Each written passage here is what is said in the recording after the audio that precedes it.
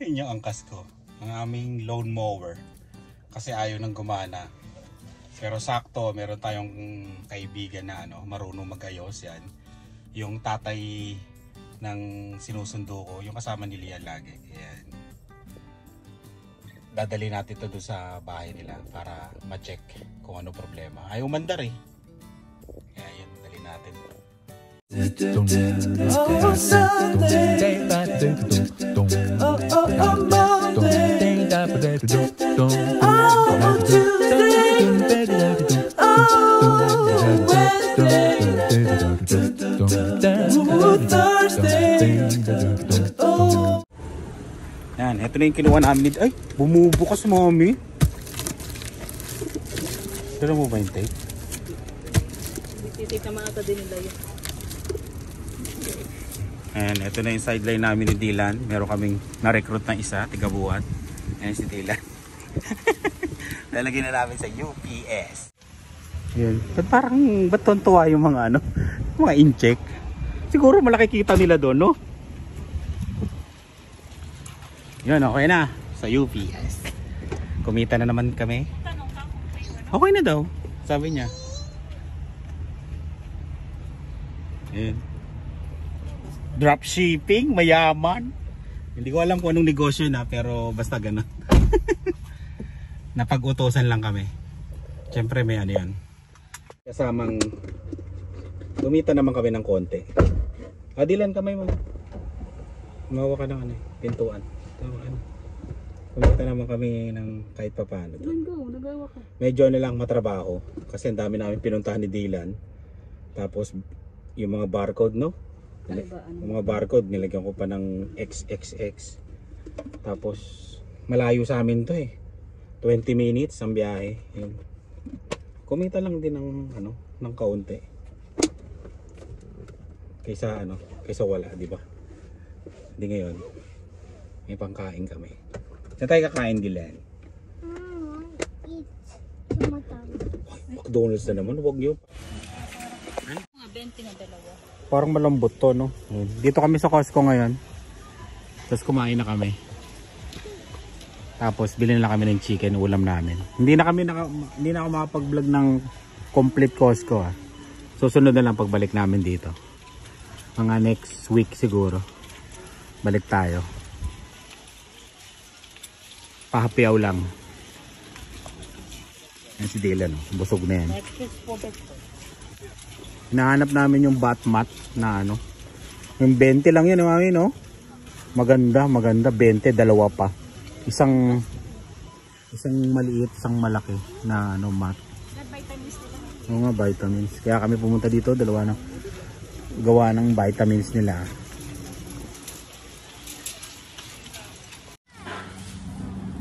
Yan. Lasagna. Ilang piraso yun? Dalawa yan. 18.99. Yan na mga nabili namin. Tara na, dumadami. Saka pa tayo magko-Costco vlog.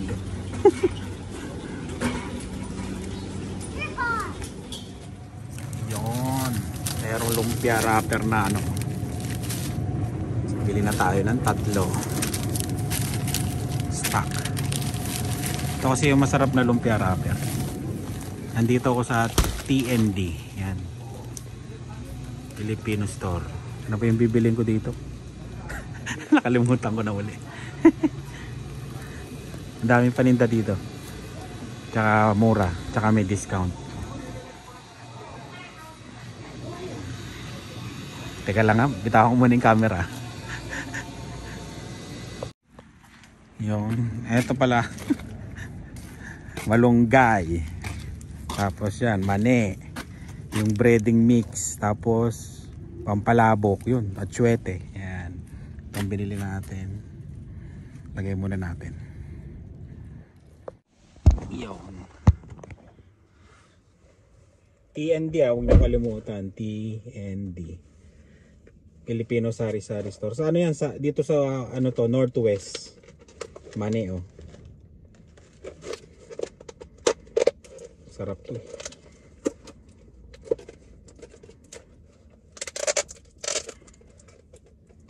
habang nagda-drive, di ba? Dito to, lagay mo yung mani dito. Habang naghihintay tayo kay Lian. Sundo pa tayo eh. Ayan. Sabi. Ba, naulyanin na ako. Tignan nyo ha, hinahanap ko yung cellphone ko, yan pala. Grabe. Kap na mani. Yun yung mani. May bawang. Diba? Kain tayo. Ayun eh, ito gusto ko dito eh. Dahil na pag umuwi ako ng Pilipinas, ayun, nibili ako ng ano, ang sa kalsada naman eh. Ang alam ko yata mura tuloy, mahal na. Yun, nag-message na sila yan. Yun, mamaya na lang ulit. Sira. Yung ano natin, trapal natin. Saka natin ayusin yan. Ayun. It's not even raining. Ayun o, Dylan, malakas yan o. I can't see rain. Natatakpang ka eh, dito ka. Ayan o. I still don't see rain. Hoy, lakas na nga ng hangin. Ayusin na lang natin yung trapal. Where's Mama? Ayan. Parang Pilipinas lang, di ba? Yan si Dave. Maghuhugas ng pinggan. Ay, hindi pala nakasentro. Ang ulam namin, tinola. Siya na madilim ah. Walang ilaw dito. Yan. Malunggay. Ano, Dylan? Malakas? Malunggay. Tapos, pork ribs na ipiprito o kaya i-air fryer. May timpla na yan. Meron akong ginawa dito na ano eh. Ayan o. 1 kilo. Tapos 1 kutsara nito. Pampalasa. Nagaya ko to sa ano eh. Kanto fried chicken. Iyong. Diba? Sarap ang ulam namin. Ayan. Biglang lumiwanag kaagad eh no. Natapos na yung ano, ulan. Paglagan yung mga ano. Ano ba ito? Mga dahon yata ito. Hindi naman siya hail, no?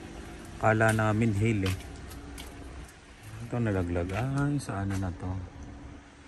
Sa puno. Tala ako ng superstore. May bibili lang ako. Tapos papagas na rin ako. Yun.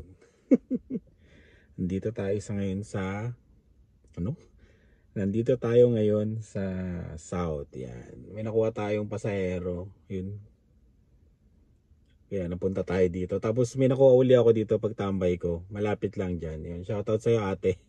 Ayan, Pilipino. Yun. Pagka pag Pilipino yung sasakay, para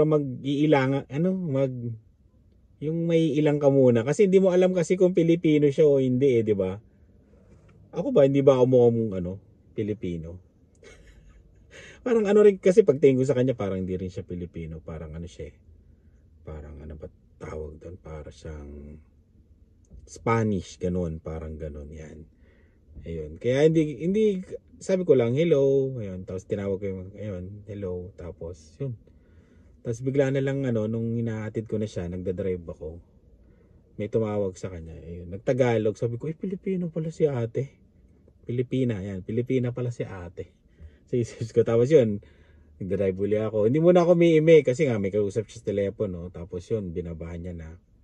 Hindi pa rin ako na-imik. Hanggang sa malapit na dun sa bahay niya. Tapos sabi niya, nag-English siya na, yung English na, dito na lang sa tabi. English siya. Ayan, di ko ma-English, baka magkamali pa ako. Ayan, doon sa gray car, sabi niya gano'n. Sabi ko, ay dito po banda. Sabi ko gano'n. Ay, Pilipino ka pala. Sabi ko, Pilipino po ako. Ayun, nakakatuwa lang, di ba? Parang, yung bigirang-bigira kasi, nag-Uber na Pilipino. Ayan. Siguro, kasi malapit lang yun. Yun, malapit lang yung bahay, gano'n. Pagka gano'n kasi, pag malapit lang yung bahay mo, syempre, maganda na rin mag-Uber kung may gagawin ka, di ba? Ayun, kaya, yun. Nakakatawa lang, nakakatawa na Pilipino yung naisakay natin. Ayan. Maraming salamat sa iyo, ate. Ayan. Hindi ko nababanggitin yung pangalan mo kasi bawal yun.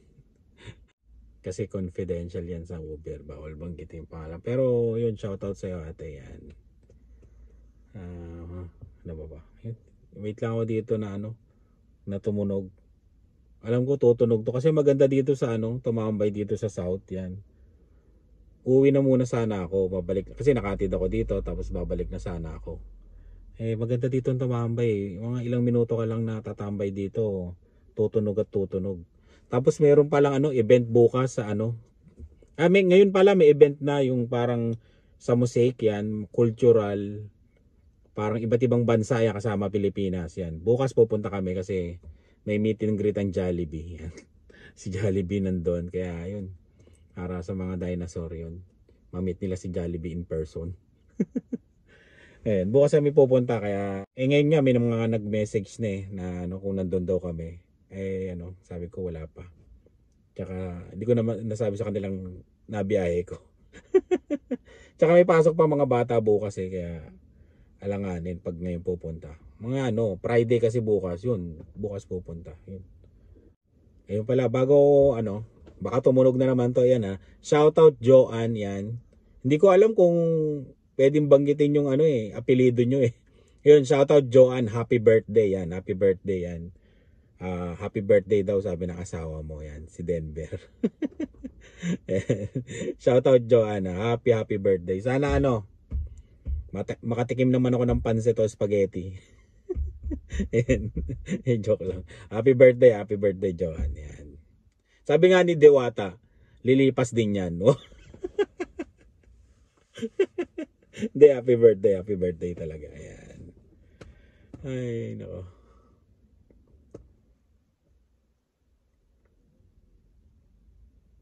Tahimik dito no? Wala akong naririnig kung tahimik yung mga tao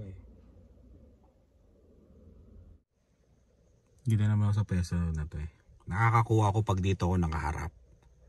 Ayan. Tutunog yan pag diyan ka nakaharap Strategy. Strategy Ayan. Dito lang tayo. Wait lang tayo. Meron yan. Maya. Pagka mga 15 minutes wala na to. Uwi na ako. Diretso na ako sa bahay. Ayan. Diba parang tahimik naalala ko nga yung nagtanong sa akin na malungkot ba ang buhay dyan sa sa Canada, Kuya Mark, sabing ganun. Kasi pagka nagbablog daw kami, walang naglalakad sa labas, bihirang-bihira, tapos wala ka nakikita. Sabi niya, siguro malungkot dyan sa sa Canada. Malungkot ba talaga ang buhay dito sa Canada? Para napag-isip ko rin ngayon Hindi, sa tingin ko hindi naman malungkot dito. Siguro ikaw na yung gagawa ng paraan para sumaya ka. Kung iisipin mong malungkot, siguro pag nandun ka lang sa loob ng bahay, tapos pag winter, yun talaga, malungkot talaga yun. Tapos wala kang ginagawa, hindi ka lumalabas, hindi ka nakikipagkaibigan. Siguro para sa akin para sa akin malungkot talaga yun pag ganun. Kasi kailangan mo ng social life yun. Kailangan mo ng may makausap na ibang tao. Ayan. Pero yung sa mga bata naman, kung malungkot ba sila dito sa Canada, sa tingin ko hindi naman. Depende na rin sa sa inyo rin, sa pamilya. Kasi pagka ganun, kailangan nyo rin gumala, tapos sila makipagkaibigan, di ba yun? Siguro lulungkot lang din kung magkukulong. Pare-parehas lang naman talaga pagka ganon. Hindi naman malungkot dito sa Canada. Depende lang talaga sa sayo sa sarili mo. Kung para sa akin kasi kung magkukulong ka, talagang malulungkot ka. Pero maganda yung marami kang kaibigan. Yan. Example na lang para hindi ka malungkot, 'di ba? Sama ka sa mga group. Marami dito katulad dito sa Regina, mayroong Facebook group. Facebook group ng mga Pilipino, Facebook group sa basketball, ganon. Tapos sa mga iba-ibang sports, may mga group yan. Yun. Pwede kang sumali doon kung mahilig ka sa basketball, kung mahilig ka sa volleyball, yan, ganyan. May mga group yan dito sa lugar namin. O kahit saan dito sa Canada, may ganyan. Pwede kang sumali doon. Yan. Kung ayaw mo naman mong sa mga Pilipino sumali, meron din mga ibang yung iba-ibang lahi na group, meron din yan yung parang ang alam ko Regina parang parang sports society, parang ganun yata. Yun, iba-iba yon, parang sasali ka doon sa mga group na yon. Yun, iba-ibang lahi yung makakasama mo. Hindi exclusive sa Pilipino. Yan, pwede yung mga ganun. Tapos, yun, pagka gusto mo namang gumala dito, may naman, may mga mall naman dito, kahit small city to, may mga mall naman. Yan. Tapos, yun, marami rin namang sinihan. Yan, pwede ka malibang doon. Hindi ka malulungkot, di ba? Maraming restaurant, tapos maraming bar. Maraming bar dito, yung yung inuman ganyan, diskuhan meron din dito yan. Kaya hindi ka malulungkot. Tapos yung gusto mo naman lumabas ka ng libre sa park, yan. Yun ang pinaka maganda dito sa Canada. Ang dami-daming park. Kaya pumunta ka lang sa park, tapos lakad-lakad ka, hindi ka na malulungkot doon, di ba? Kaya makipag-usap ka. Basta ang pinakamalaga dito talaga, para sa akin kaibigan. Yan, kaibigan. Magkaroon ka ng kaibigan. Kahit konti lang, at least, hindi ka malulungkot. Diba? May makakausap ka. Pag may birthday, may imbitahan ka. Diba? May imbitahin ka rin pagka birthday mo. Diba? Siyempre, napakalungkot pagka yung birthday mo, walang a-attend sa birthday mo. Diba? Siguro doon mo mapipil talagang malungkot. Para sa akin para sa akin lang ganun. Kasi sarili mo na talaga yung didiskarte ka talaga na para sumaya ka.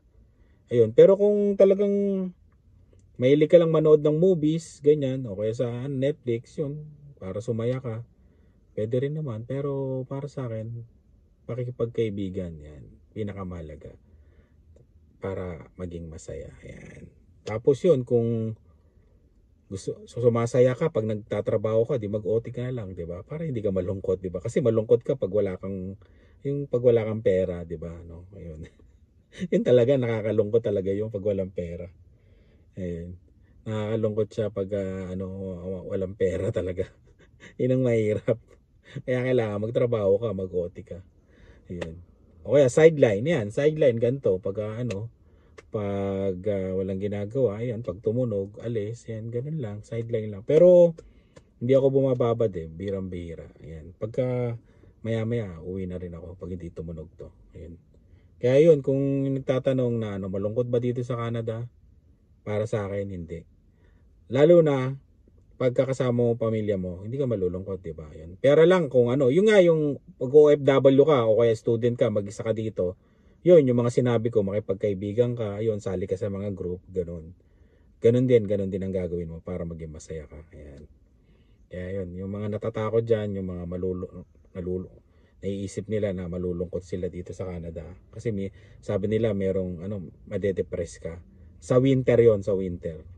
May mga time na ganun. Kasi talagang, alam mo yung puting-puti, tapos malamig, nakakulong ka lang sa bahay. Yun, may time talaga, yung tinatawag nilang winter blues ba yon, parang ganun. Yon, malulungkot ka. Kaya kailangan ikaw na gumawa ng paraan para maging masaya ka. Tapos may na-interview kami, di ba?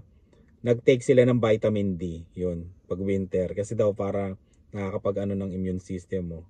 Yun, nakakatulong daw yon. Inom ka ng vitamins, ganun, para yun.